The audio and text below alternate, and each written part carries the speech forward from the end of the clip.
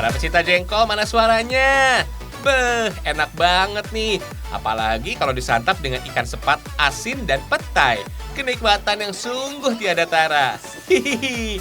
Walaupun punya aroma yang kurang sedap, jangan anggap remeh jengkol dan pete. Jengkol bisa mencegah diabetes, anemia, penyakit mah, serta memperkuat tulang dan gigi. Pete bisa mengatasi tekanan darah tinggi, mencegah stroke, dan memperbaiki mood. So, jangan ragu menyantapnya.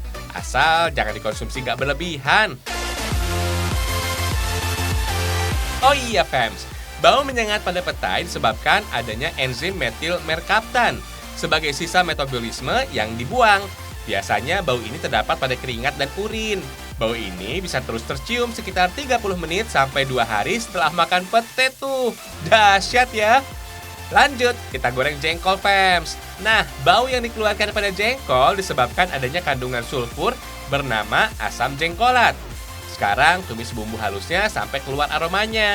Langsung deh masukkan semua bahan seperti ikan asin, petai, dan jengkol. Aduk sampai rata ya, fams. Di balik rasa yang asin dan gurih, ikan asin sangat bermanfaat untuk kesehatan. Di antaranya mempercepat penyembuhan luka, menjaga kesehatan mata, dan membantu pembentukan otot.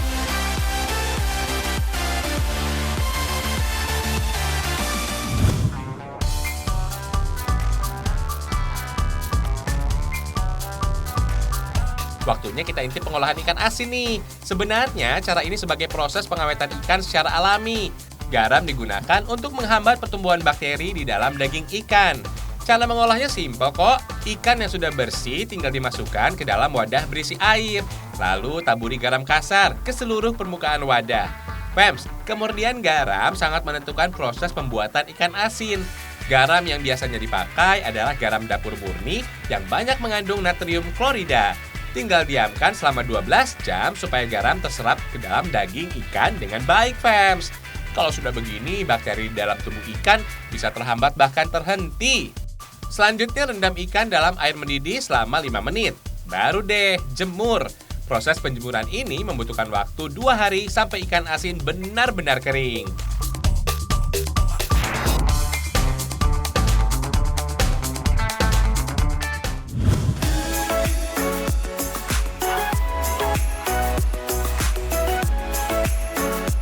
Nah, ini dia kuliner terenak nomor 2 di dunia. Iya, nasi goreng, fams.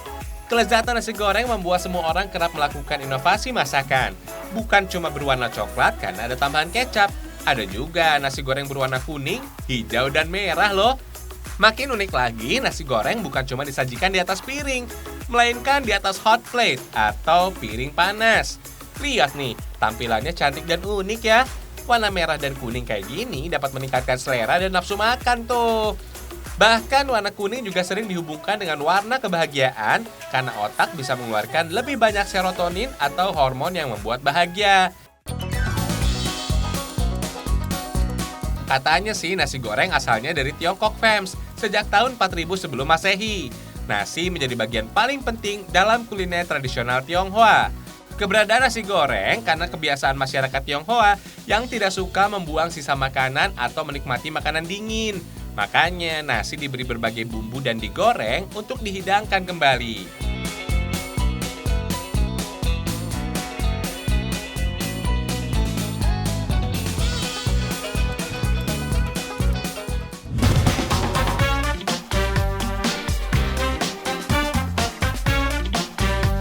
Widih, makan besar nih. Kenalin ya, ini namanya nasi mamong dan tabek.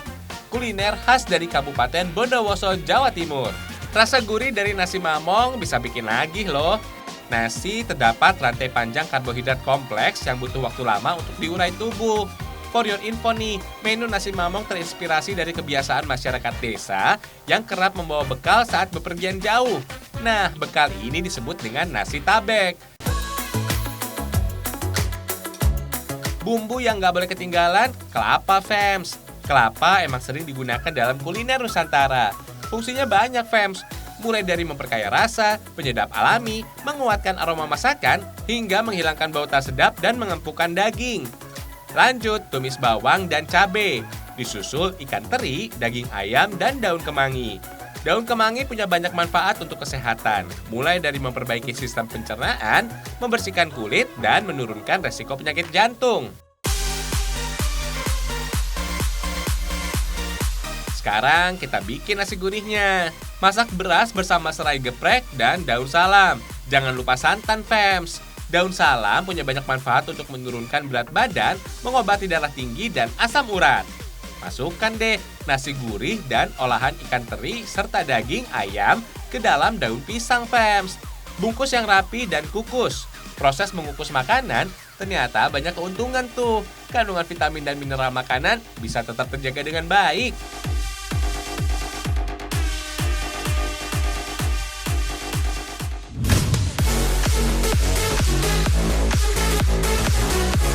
Para pecinta olahan tulang sumsum bisa bikin tersenyum.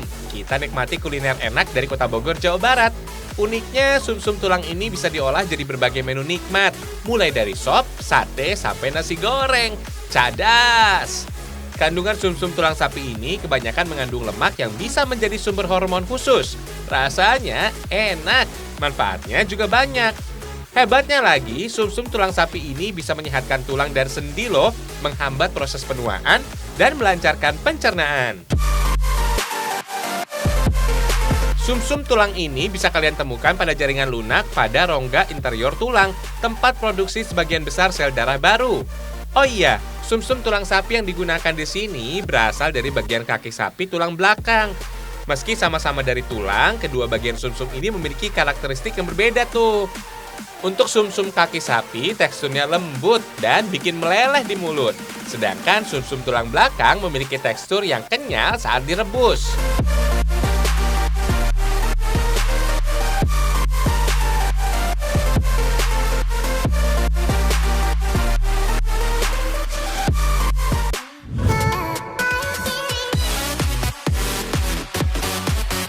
Kalian juga wajib ngerasain olahan belut dari kota Yogyakarta nih. Ini dia belut rica dan pasta belut. Tampilannya bikin selera makan meningkat. Beuh, enak. Belut mengandung protein yang tinggi, zat besi, fosfor, dan arginin yang bisa menghambat pertumbuhan sel kanker payudara. Sakti deh manfaatnya. Sebelum dimasak, belut harus dikuliti dan ditumbuk bagian punggung supaya durinya lunak, Fems. Setelah dibersihkan, goreng sampai kering. Katanya sih proses menggoreng ini bisa menghilangkan bau amis belut. Lalu haluskan bumbu dan tumis sampai harumnya menyeruak. Jangan lupa beri daun jeruk biar aromanya semakin kuat dan segar. Langsung deh masukin belut goreng dan tomat biar rasa masakan makin sedap. Biar makin mantap, kita bikin sambal belut ya. Langsung aja tumis bahan-bahannya. Lalu ulek bumbu biar minyak alami bumbu keluar. Tinggal penyet belut dengan sambal deh. Siapa mau coba? Untuk pasta belut sih cara bikinnya masih sama kayak spaghetti. Tumis bawang putih dan bawang bombay. Disusul bahan lainnya, Fems. Kemudian siram pasta rebus dengan saus. Jangan lupa daging belutnya. Mantul! Fems, belut terdiri dari 400 spesies dengan bentuk yang mirip ular dan hidup di air tawar. Umumnya panjang belut sekitar 60 cm dengan diameter 4 cm. Tubuhnya licin karena terdapat lendir.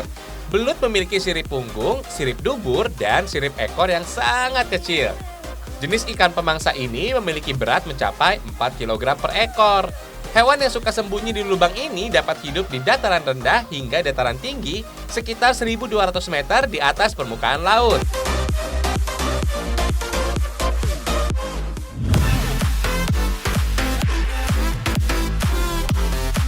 Masih soal pasta nih, ini namanya pepes pasta. Menu kolaborasi dari masakan Italia dan Nusantara. Namanya juga pepes, jadi menu ini dibungkus dengan daun pisang. Cita rasa dan aromanya dijamin enak, Fems.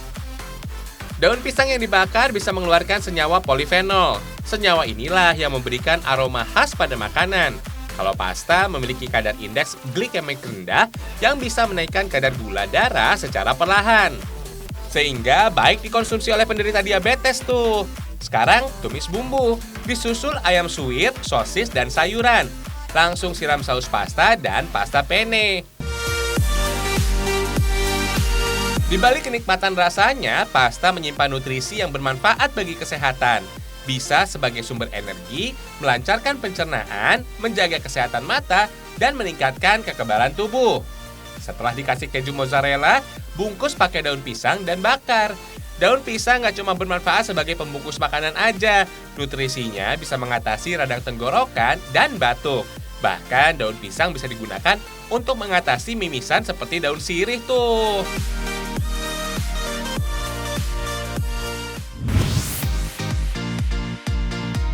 Kalau bosan makan roti bakar yang itu-itu saja, roti bakar daun pisang dari kota Yogyakarta bisa jadi alternatif nih.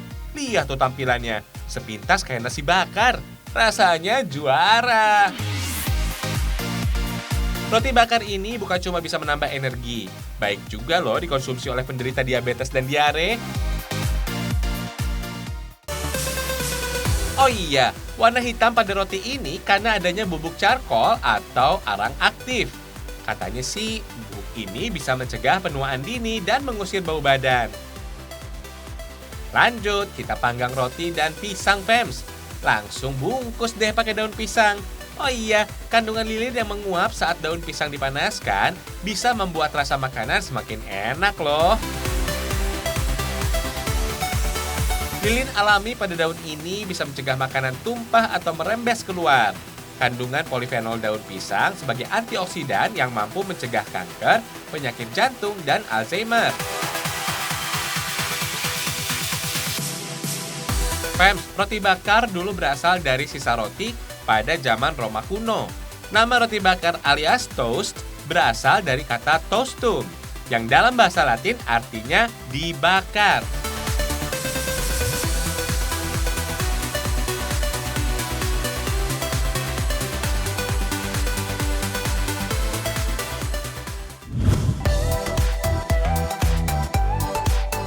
Konde nggak cuma identik dengan rambut yang disanggul aja, tapi ada juga roti konde khas dari kota Bogor, Jawa Barat. Roti konde sebenarnya modifikasi dari roti Mariam atau roti canai, khas Timur Tengah dan India. Cita rasa roti konde yang khas makin nikmat berpadu dengan varian topping. Ayo, pengen ya? Hahaha. Bahannya udah siap nih, langsung kita bikin aja yuk. Bahan yang nggak boleh ketinggalan, tepung terigu berprotein tinggi. Fems, tepung terigu berprotein tinggi memiliki kadar protein gluten sebanyak 14-16%. Protein inilah yang bisa mempengaruhi tingkat elastisitas dan kekenyalan adonan. Langsung aja campurkan semua bahan jadi satu. Sebelum diolah, pastikan telur dan mentega bersuhu ruangan untuk memudahkan semua bahan teremulsi dengan baik. Ambil dan timbang adonan sesuai kebutuhan. Diamkan adonan selama 30 menit supaya roti konde menjadi lentur dan mudah dibentuk. Tinggal gulung roti deh. Jangan lupa oles dengan mentega cair biar nggak lengket. Untuk membuat roti konde, adonan awalnya harus ditarik memanjang. Kemudian pipihkan sampai menjadi lembaran tisu. Sip, udah terbentuk nih kondenya. Fems, roti konde lanjut dipanggang, bukan digoreng. Proses memanggang bisa mengurangi lemak dan menjaga nutrisi, sehingga makanan ini menjadi lebih sehat.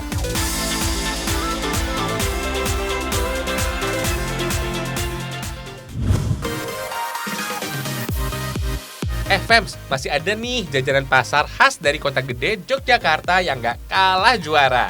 Namanya Lego Moro, yang sepintas kayak lemper. Tekstur makanan ini lengket.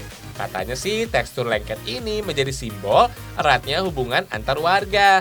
Makanya menu ini cocok disantap rame-rame. Nama Lego Moro berasal dari kata hatinya lego, lek moro yo lego, yang artinya hatinya lega, ya datang juga lega. Untuk membuat makanan ringan ini ada beberapa bahan yang nggak boleh ketinggalan, Fems, yakni beras ketan. Penyebab cita rasa dan tekstur beras ketan yang beda karena adanya kandungan pati, Fems. Sekarang haluskan bumbu dapur biar minyak alaminya menyentak lidah. Selanjutnya kukus beras ketan. Beras ketan hampir tidak memiliki lemak atau kolesterol. Manfaatnya menurunkan berat badan, mendukung kesehatan jantung, dan menghaluskan kulit. Isian legomoro bisa berupa daging cincang atau daging ayam. Tumis daging ayam bareng bumbu halus ya. Daging ayam bisa menghilangkan stres dan meningkatkan metabolisme tubuh. Lanjut, bungkus dengan daun pisang, fams. Cara bungkusnya unik loh, karena daun pisang dilipat segitiga, kemudian diikat dengan tali bambu. Dulu kuliner kerap dijadikan hantaran pernikahan loh. Kukus lagi deh sampai matang sempurna.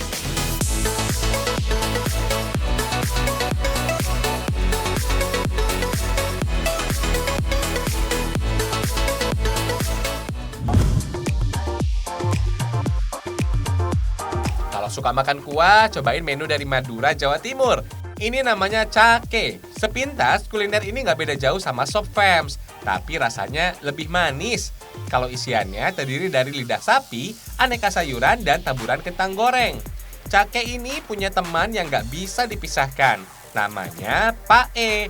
Kedua makanan ini akulturasi budaya Cina dan Eropa yang dikreasikan dengan rasa hidangan khas Sumeneb. Jadi kalau dulu zaman-zaman Amsterdam Belanda itu gimana kalau P itu orang Madura mengucapkan dengan pai. Jadi katusnya P. Jadi dialek Madura mengucapkan dengan pai. Jadi ini adalah sebenarnya adalah kuliner khas yang datang dari Eropa. Dan seiring dengan berjalannya waktu ada yang namanya cake.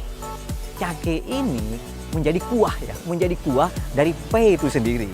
Sementara cake ini asalnya ini dari Cina. Jadi kayak capcay itu. Ciri khas hidangan dari wilayah ini terdapat dari bumbu dan lidah sapi. Kita buat kuah kaldu untuk cake dulu. Masukkan udang, lidah sapi, kembang kol, dan wortel. Fams, vitamin B yang terkandung di dalam wortel dapat meningkatkan metabolisme tubuh. Berkhasiat memecah glukosa, lemak, dan protein. Sekarang kita bikin paenya. Langsung kita bikin prol kentang. Ambil kuning telur yang berperan sebagai pengemulsi makanan. Langsung aja campur kentang yang sudah halus. Katanya, fams, mengkonsumsi kentang halus dapat bekerja sebagai gel karbohidrat untuk mempertahankan kadar glukosa darah yang optimal. Sip, masukkan aja ke dalam loyang, fams. Jangan lupa ratakan dan padatkan adonan supaya hasilnya nggak mudah pecah. Langsung oles kuning telur di atasnya, fams. Untuk kuahnya hampir sama dengan cake, tapi nggak ada sayuran dan potongan udang goreng. Sip, udah jadi nih.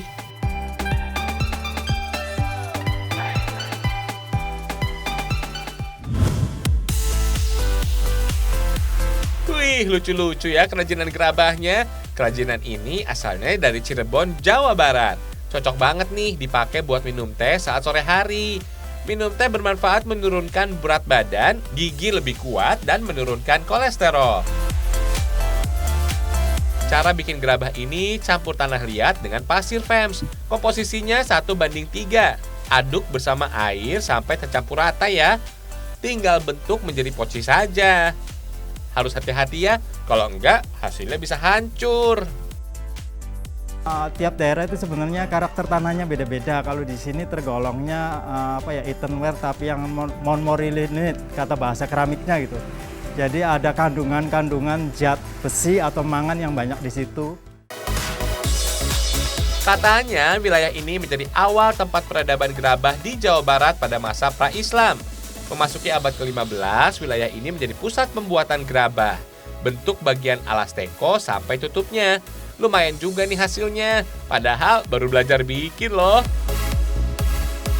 Berikutnya kita buat bagian corong air atau cuping. Buat lubang dengan cara dicungkil. Jadi deh, tinggal satukan aja semua bagian teko. Jangan lupa pasang gagang teko. Teko yang sudah terbentuk sempurna dijemur selama 2-3 hari sampai kering. Baru deh masuk ke proses pembakaran sekitar 45 menit.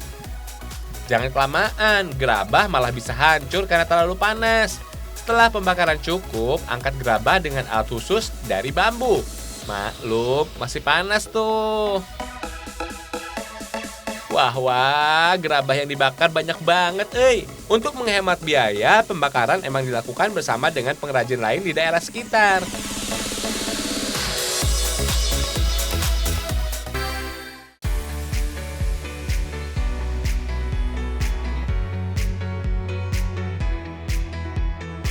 Gak kerasa udah 30 menit aja nih, saatnya kita berpisah nih. Ragam Indonesia, satu Indonesianya, berjuta kekayaannya. Sampai jumpa.